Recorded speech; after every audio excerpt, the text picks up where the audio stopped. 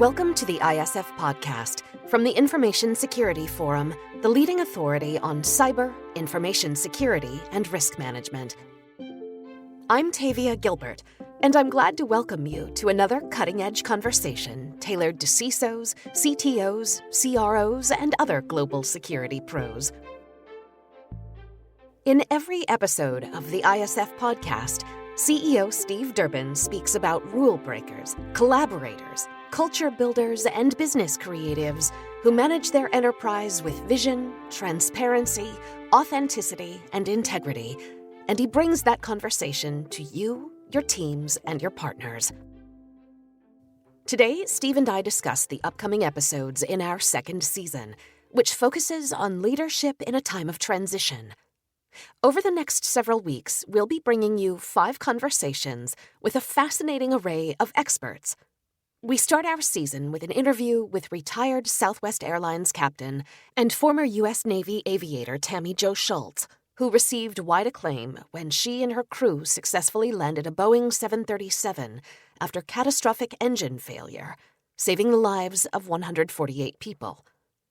Next in the series, we bring you an interview with global business insurance leader Dame Inga Beale, the former CEO of Lloyd's of London and the only female CEO in its more than 300-year history, followed by an interview with Kate Montague, an actor and expert voice coach with a background in body-led psychotherapy.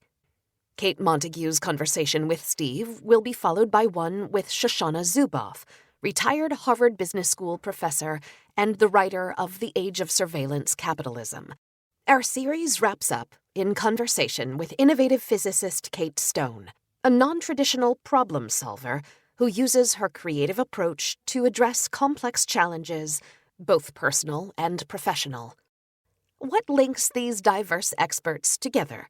And what will they have to offer you and your teams of security professionals? I'll let Steve tie it all together. Security needs to continually look for new ways of doing things, new approaches to be successful because the space is changing so very, very rapidly. And so what we've compiled here in 5 podcasts is a different set of perspectives around challenges that are not actually dissimilar when you unpick them from some of the ones that security professionals are needing to deal with. So if you think about Tammy Jo, for instance. So Tammy Jo talks about how to respond in a crisis, in a breach.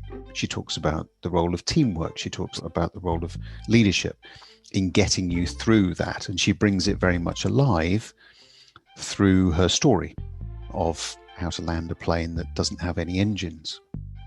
If you then move on to Dame Inga, what Dame Inga talks about is enabling change through diversity. So again, if we look at the parallels within security, you've got workforce challenges where, again, to overcome that, you have to look outside the traditional. There aren't sufficient people, so you have to do something different. That may well be employing people without the right skill sets as you go on this transformational journey. And so she provides some real insights into how to do that effectively and this kind of leadership that is required to pull that off and be successful. If we then move to Kate Montague, what Kate is talking about is communication. We've spent a lot of time in podcasts talking about the need for soft skills, the way in which chief information security officers need to develop those sorts of skills. We've talked about that in our research. And Kate, I think, really brings to life some of the ways in which people can do that through some of the examples that she talks about. Shoshana Zuboff is really, for me, then on to probably one of the biggest challenges that anybody faces, which is the challenge of all pervasive technology. Particularly at the moment, of course, where everybody is in the home. So you've got home working, you've got surveillance in the home with things like Alexa and Siri. And she gives some real sort of insights into all of that, which I think is very relevant, again, for the security community, because we're having to deal with that. We're having to try to come up with solutions to those challenges. And then I think the series finishes really quite nicely with a very personal perspective from Kate Stone, who is this creative scientist that is really dealing or has had to deal with not just the impact of technology, but actually a very personal invasion of privacy. And she, I think, does two things. First, highlights the challenge that that can bring, and also gives a very personal insight into the impact, along with some suggestions as to how we can perhaps better deal with personal information and the way that that is used, managed, and really handled. And I think we're seeing some of that as well coming through with things like, the changes to some of the Californian laws at the moment, and also with things like GDPR. Mm-hmm. So it's very, very current. So it brings it round to security, privacy being something that is personal. And that, if we weave all of that together, I think demonstrates the link Mm-hmm. with the fact that security people need to think outside the box. You can't continue to do what you've always done because everything is changing so very, very rapidly. And so we've sort of compiled 5 different perspectives on some of the key challenges that people are facing that, if you take away and think about them, I think gives some really good insights into how you can adapt some of the way in which you have to operate as a security professional. Is there a main thing that people need to start shifting their thinking around, their practices around urgently? Yeah, I think there is. I think I've said this before many times. I think that very often we talk about technology. We get sucked into technology. I think Kate Stone makes this very strong point about technology being frictionless, about the fact that people need friction. We're very tactile people. And so we create these different environments, which really are quite alien for us. And so I think that the one thing in it is that we need to recover the perspective around people, around the fact that everything that we do actually is not technology related, it's people related, because people are at the heart of it. Everything we do impacts people. People have a role to play in the successful implementation. And I think it's all too easy for us to forget that. And if we do that, then I think that opens up the mind much more to the way in which we need to work collaboratively, to the way in which we need to perhaps embrace diversity, difference, as a means to really overcoming some of the major challenges that we have within the security and technology space.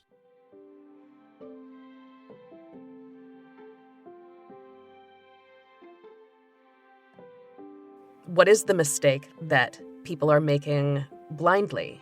I think it's easier to change things that one is aware of, but is there a blind spot for the security industry that you wish they could become aware of, and that thinking like these creative conversations might spark in their minds? Yeah, I think there is. I think that the real danger is that we become very much fixated on software, on technology to solve some of the problems. So we lean on perhaps artificial intelligence to solve some of our security issues. And of course, it has a role to play. Nobody would pretend for one moment that technology doesn't have a role to play. Of course it does. But it has to go hand in hand with people. And I think that increasingly, we're looking, because of some of the challenges we face in terms of lack of skills, perhaps lack of resources, budget, and so on. We're looking for silver bullets where there are none. And there's no shortage of vendors out there that will talk to you about the latest product that will solve whatever problem it is that you've got. And the other thing I think that everybody is suffering from is lack of time. Because everything is moving so very, very quickly.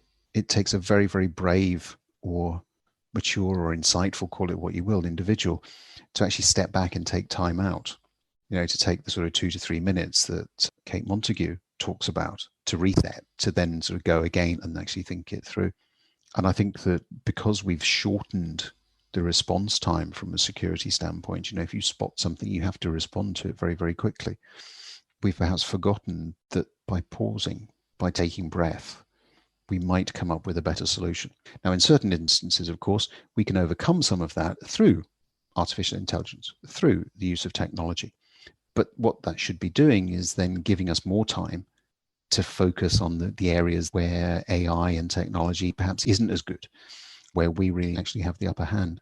So I think it's, from a CISO standpoint and from a business standpoint, it's about really trying to perhaps take a broader based view as to how you're going to deal with some of the challenges that you know about, how you're going to deal with some of the challenges that you know will come, but you don't know from where. and how you're going to better equip the people in your business to respond effectively to those things. And I think that, again, if I go back to thinking about some of the stuff that Tammy Jo's talking about, yes, right, you train as a pilot for things to go wrong. Right. And you hope that that training kicks in. It's very, very similar in the security environment. We have to train our people for the day that there is a breach, for the day that something goes wrong. Of course, you hope that it doesn't happen, but at the back of your mind, there's always this thought that it may well do. And people will get you out of that. Technology won't. So even though we have technology, we have to concentrate on human decision making. Yes, I think that's right. I think that you can't decouple the two things. Technology is pretty worthless without human intervention, I would say. Yeah. And increasingly, good human intervention probably requires the support of technology. Mm-hmm. Yes. I think one of our earliest conversations was, I remember you saying that you look at technology as a tool in your back pocket, but you put it away when the job you want to use that tool for is done, rather than staying tied to technology all the time. And it seems a bit counterintuitive that in running businesses that rely on digital technology to function, we have to step away from that to clearly see how that technology can be a tool and how to deal with the problems with that technology breaking down, but keep focused on being present, being aware, taking 2 or 3 minute breaks to remember what we are in service of.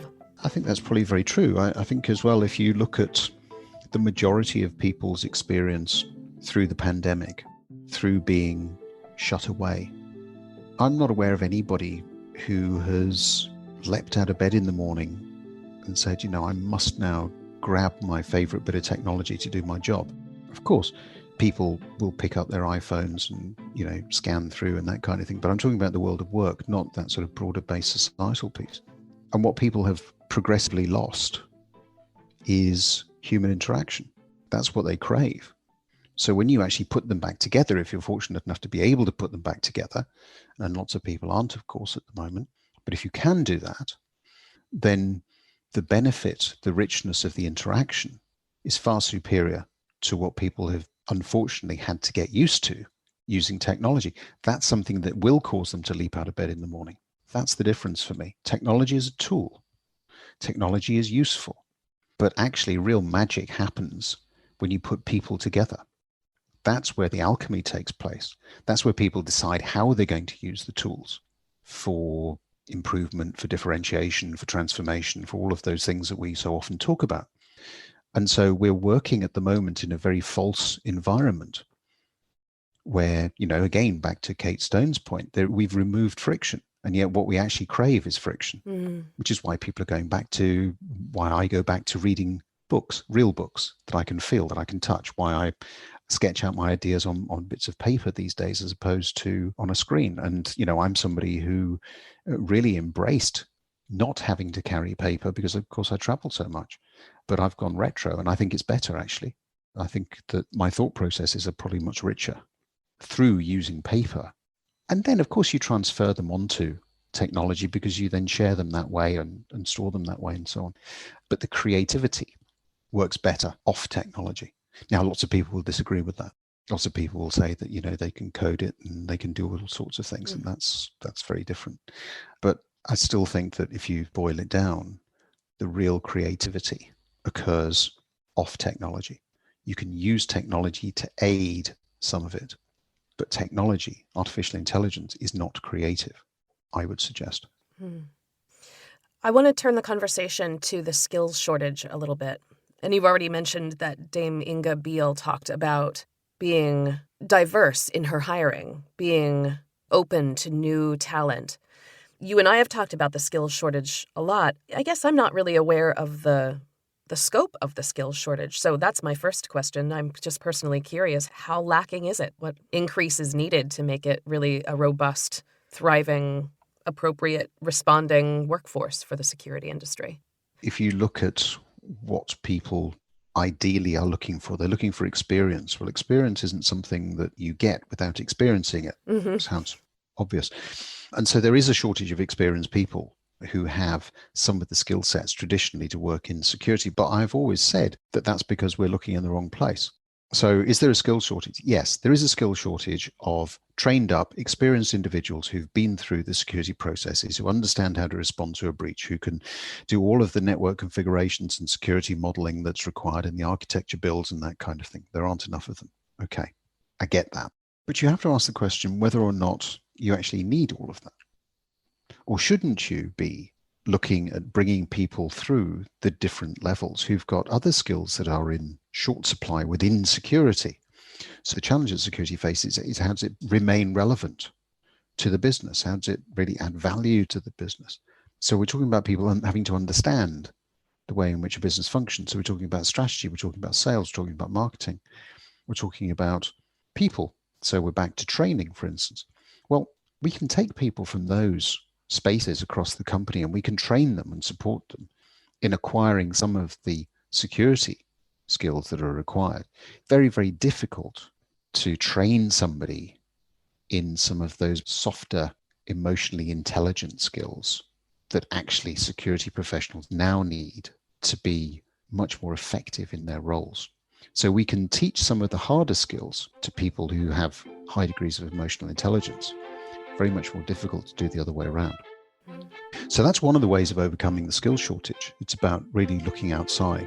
And I think that, Dame Inga goes very much further when she talks about diversity, because she doesn't just constrain herself to pure skill. She covers the need for inclusion, which is entirely different as well, but still very necessary. And if you look at just a very simple demographic across most security functions in most organizations, you'll find the vast majority of the people in security roles are male.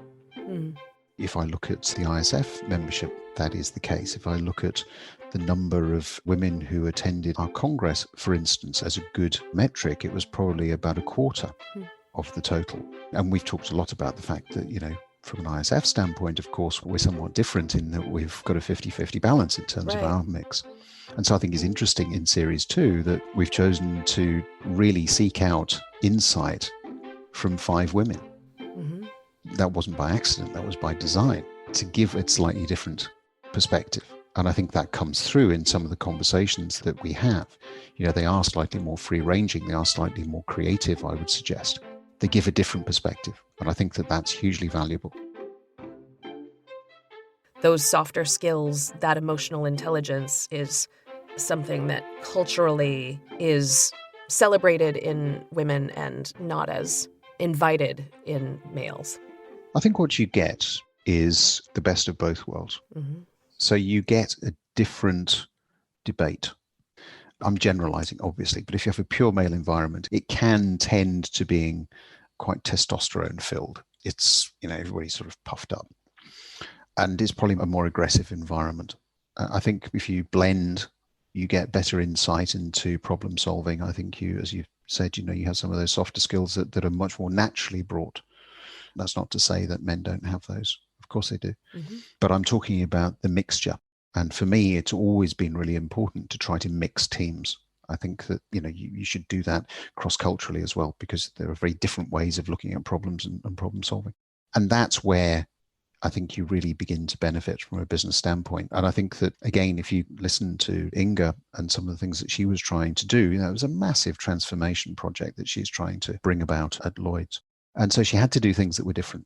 And she had to try to change some of the culture that was embedded in the organization and just provide a different way of doing things. And I think that's important. It isn't about being necessarily critical of what's gone before. I think that's a big mistake that people make when they go through transformation projects. You criticize what's gone before. Transformation for me is all about evolution. Evolution recognizes that you've moved on from what was before and you're on the way to what's in the future. That doesn't mean to say that what was before was right or wrong. Right. That's a pure judgment call.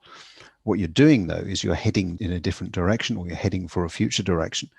And you're evolving, trying to take the best of what you've gathered over a period of time to keep it going with you. And I think that's hugely important from a security standpoint, because security professionals are being asked to evolve on an almost daily basis. And what you don't want to do is to lose some of the good stuff that was built up within any sort of security environment. There were reasons why certain policies were produced, for instance. Doesn't mean to say that you throw all of that out. You might want to simply add to that, or indeed some of those policies, processes, procedures may well be entirely appropriate for the new environment. Mm-hmm. So that's what I mean by evolution. And I think that, that requires a slightly different skill set. So it isn't just about fast response, change. It's an evolutionary transformation. Thinking about Shoshana Zuboff and talking about surveillance capitalism, these big tech companies are male-run. The big players right now who are creating frictionless technology that is not building society, but exploiting attention in society. It's all men. I wonder what platform, what technology women would make, where it would be different. Or a different question might be, why is it that those corporations are so heavily male-dominated? Mm-hmm. What is holding back or preventing a more diverse kind of environment in some of those major corporations? That's probably something that no doubt people at Harvard and MIT and all sorts of other places are looking into as we speak. But I think that, if we look at the proportion of security leaders that are women, we need to understand, if we bring it right the way back specifically to the profession, we need to understand why we're not encouraging more women to join, to move through those different levels of competency to run security departments in large corporations. And that's an interesting perspective in itself, I think. I don't know the answer to it. I think that certainly we need to continue to try to unpick some of that. And if you go right the way back to, the skill shortage, it's one of the ways of potentially addressing it.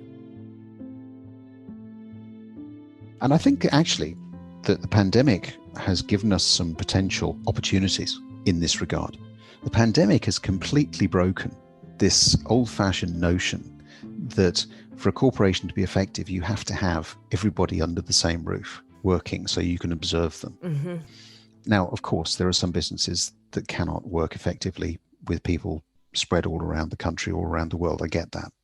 But very many can, and indeed have had to during the pandemic, and they've done it very, very well. So we're starting to see a lot of organizations really considering actively how they can continue to work with a workforce that is actually living where they want to live as opposed to living where they have to live in order to conduct a job.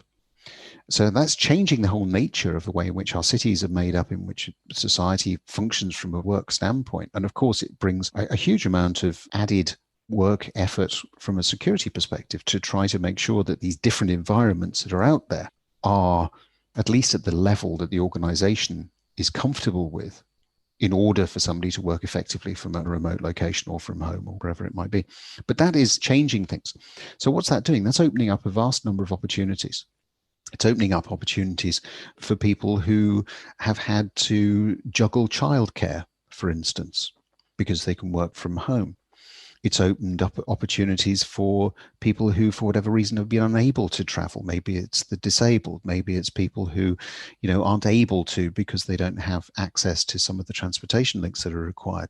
It's also opened up geographical constraints that were there in the past. You don't have to be in one particular physical location. You could be anywhere.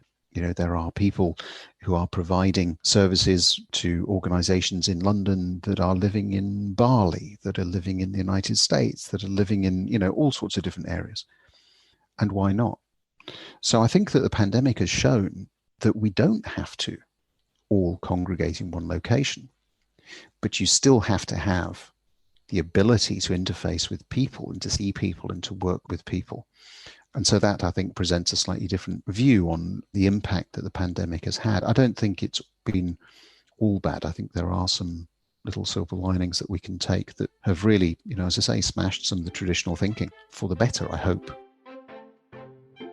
Do you think then that the future of the workforce at large is going to be home working and then coming together a few times a year to be in person? Because we've talked about the magic that happens with in-person interaction.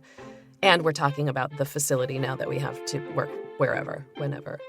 I think that certainly you can have a workforce that does not have to slavishly travel into an office every single day of the week.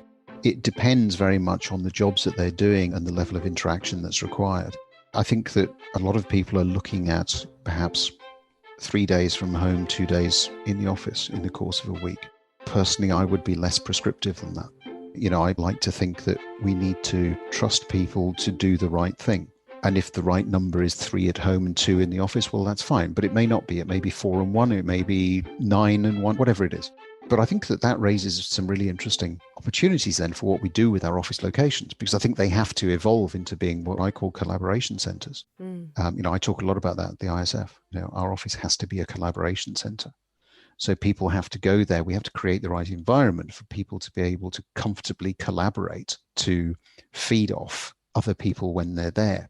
There's absolutely no point in me moving somebody on a train for an hour and a half from their home to an office if all I'm going to do is have them sit down at a desk and do something they could have done at home. What is the point of that? I've just wasted 3 hours of their day. Pointless. So when people do turn up in an office environment, there has to be a reason for being there, which is over and above just doing what you could do from home. And that's why it's about, for me, this collaboration that needs to take place. And so I think you will have organizations that, again, if we go back to the security piece of it, will be looking to provide secure environments for people to work from home where that's appropriate. And that may not be appropriate for everybody. If you're living on the 18th floor, as Bob Geldof points out, with, 1-bedroom flat with 3 kids, you really don't want to be working from home. But why does it have to be the office? It can be a sort of a WeWork type environment that's local. It can be a hotel type environment that's local. So I think that is changing our perspective on the way that we work. And again, from the security standpoint, it is about securing that home environment, if I could call it that. And it's also about making sure that you've got the right level of access with the right permissions and the right security levels for people to be able to then collaborate when they come together as well.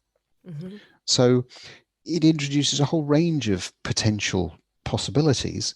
The job of security is to also look for some of the pitfalls and to make sure that we can support some of the way in which the businesses need to necessarily move now in a very proactive way. So for me, it's really exciting time for CISOs, because everyone talks about playing catch up, but this is a chance to actually get out ahead, to actually look at where things are going to be developing and to put in place solutions that support the direction that people want to move in and the businesses are actually moving in. You don't have an office, do you? No. Personally, me, as an individual, do you mean? Yes, at the ISF. No, I don't have an office. You have a series of conference rooms where you have meetings. Yeah, that's what I do. I've no office. That's unusual. I've always preferred not to have an office. I've always preferred to be working with people. And I think that if you have an office, lots of people will disagree with me, right? This is a very personal view. I've always found that offices actually cut you off from what's going on in an organization. I think you get a far richer experience of actually what's happening if you spend time talking to people, if you spend time actually moving around. And yes, of course, you need space to do stuff, but I'm equally comfortable doing that in a conference room as I am in an open plan environment with people around me. Sometimes, of course, there are things that I would need to do that do require private space, but that's no different from somebody, say, who runs HR or finance or any of these other functions. So no, I made a conscious decision, years ago, not to have an office. I haven't had an office for, you probably have to go back about 20 years. Wow. I remember going into the ISF offices for the first time, and they are unusual. Glass conference rooms, open plan, no office for the head, no offices really at all. It's a different sort of culture that you have to work to create. And I think that that's one of the big challenges for organizations when, I've been talking about all the different opportunities that having people spread all around brings, but ultimately you still want to have some of that culture permeating through the organization. And it just means that your leaders and everybody in the organization actually needs to be very aware that they've got to work a little bit harder with people who perhaps are new to the organization, to bring them in, to involve them in lots of different ways. And there's all sorts of ways in which you can do that. There's coffee hours and also, lunches and all of that kind of thing that you can do remotely but it's important. It's hugely important, because you're trying to replace some of that old interaction that you would naturally get in an office. And obviously, when you bring everybody together, then whether that be, to your point, on a quarterly basis or 6 monthly basis or whatever it is, you build on that even further. But I think that what we found is you get a much richer conversation when you do bring people back together, because they actually want to interact, collaborate. And that, for me, just reinforces the need for offices to be collaboration centers, because the interactions you get in those environments when you bring people in are so much richer and better, because people are there for the right reason. They're not just there because they have to be. And they haven't just spent, however long it is getting into the office for the last 4 days, and this comes at the end of that rather grueling period. I think it's a much more positive future of work as far as I'm concerned. It's encouraging to me to be reminded of the silver linings that the last year of disruption has brought. And I hope it is for you. I hope we're leaving you on a high note. A reminder that having work turned inside out may allow for a healthier, more positive future for our own work when things get back to some kind of normal. When we return with our next episode, Steve will bring us the first Leadership in a Time of Transition interview with Captain Tammy Jo Schultz. Steve and Captain Schultz discuss servant-based leadership and the role of hope and faith during a time of crisis, the importance of building trust with your team, what her parents' example taught her as she navigated becoming one of the first female FA-18 Hornet pilots, and more. Here's Captain Schultz with a preview.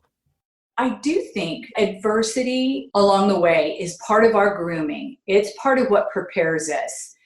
And I don't think it prepares us just for ourselves. I think that's what prepares us to make a difference. And in this time when it's very easy to have our eyes turned inward and how can I survive, or how can I get on top of this? Often, if we get our eyes sweeping side to side in a scan that goes beyond self, we'll find it's a lot easier to rise up above adversity when you're not doing it by yourself. And helping other people can sometimes help you more than you help them.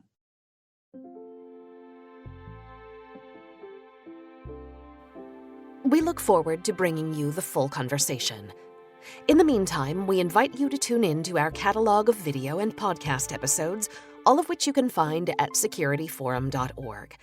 If you feel as though today's conversation was of value, you can subscribe to the audio feed wherever you get your podcasts, and you can recommend us. We'd be so grateful if you would. Growing our subscriber numbers helps us reach new audiences and helps us continue to bring you these timely discussions. You can always join in the conversation on our LinkedIn page at linkedin.com/company/information-security-forum, or you can get in touch directly through our website, where you can also download ISF's research, practical tools, and guidance related to discussions like these. The ISF podcast is produced by TalkBox and Tavia Gilbert. Music by Alexander Filipiak. Assistant producer Katie Flood. Mix and master by Brian Barney. Thanks for listening.